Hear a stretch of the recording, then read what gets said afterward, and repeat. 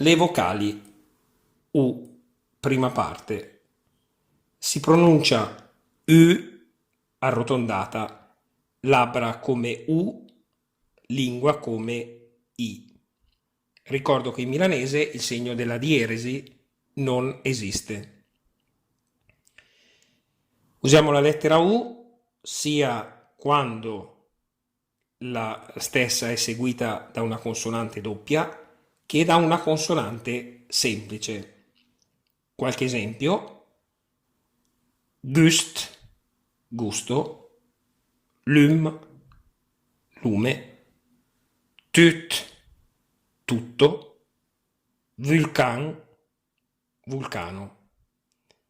O da consonante semplice come busa, buca, cucciarada, cucchiaiata, mur, muro, numer, numero.